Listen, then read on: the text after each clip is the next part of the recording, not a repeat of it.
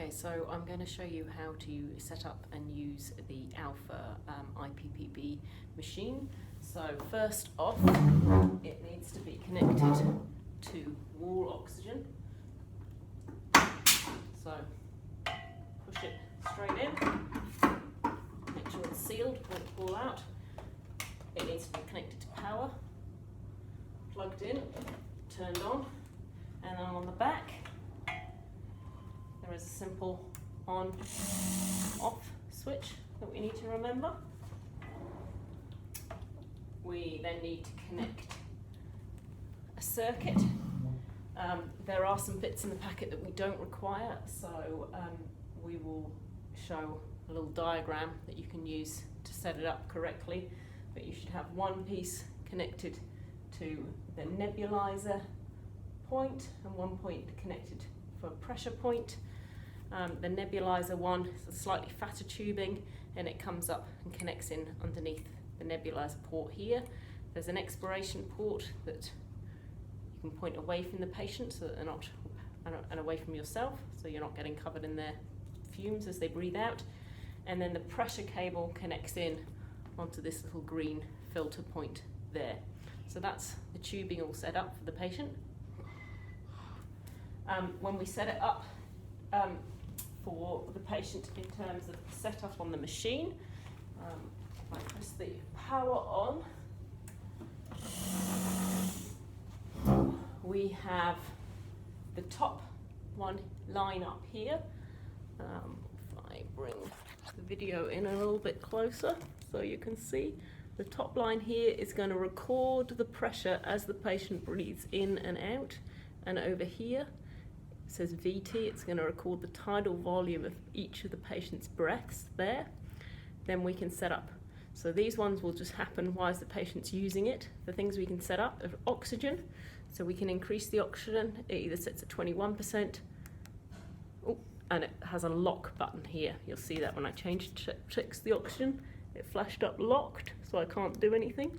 So I press the unlock button. So oxygen can be at 21%. Oh, I haven't unlocked it.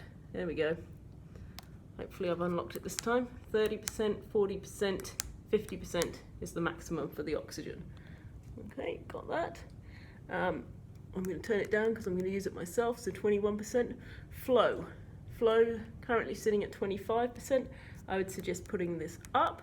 If you think about a high flow nasal cannula, patients are usually on sort of 50 litres per minute. The higher the flow, the easier it is for them to reach the pressures that we're trying to achieve. So I'm going to leave the flow actually up high at the moment. If your patient struggles with this, it's too much as they're breathing in, you can reduce that flow down. The trigger, I'm just going to leave that trigger down at a low, so that's an easy trigger, so they don't have to work hard to breathe in. So -1 is what that trigger is. If I want them to work harder, then I actually reduce the trigger down to -9, but I'm going to leave it up high at 1. What else do I need to say? And the maximum pressure that they're reaching. So I'm just going to set it quite easily because it's for me, and I've got nice compliant lungs, so it's not going to take much pressure to fill my lungs up fully.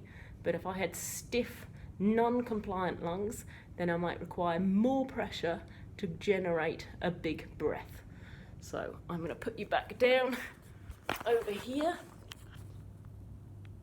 and we'll see the circuit popped out while I was doing that. We'll connect that back on. Need to confirm whether or not we need a filter in at this point. So you may be told to put a filter in normally. So with it on like this, there is a play button, a little arrow, and you basically press that to get it going. The patient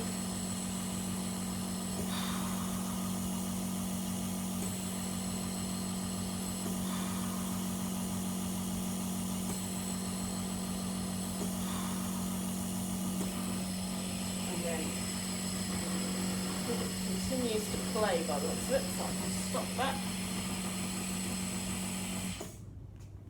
So when the patient's taking a breath in, it should trigger relatively easily. The flow of air flows at them to create that big breath. when they hit the target pressure, then the machine cuts out and they breathe out automatically. The main thing, the patient needs to keep a tight seal around the mouthpiece all the time because it's pressure regulated. If the patient doesn't keep a seal, it will never hit the top pressures and it will just keep on blowing at them all the time. If the patient wants to finish the breath sooner, when they breathe out, that will also increase the pressure, which will also stop the machine from working. But then you will see on the screen that they won't have reached the target pressure. So we'll put that on again. So it should be ready to go. Hello.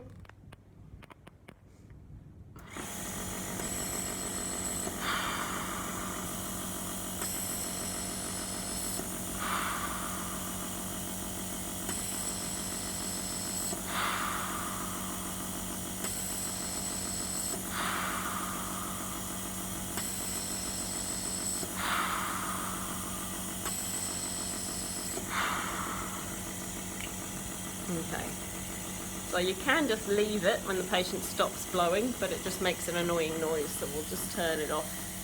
We'll find the off button. Put that back. Okay, so bit of a quick, simple guide, but hopefully something to get started with. Okay, enjoy.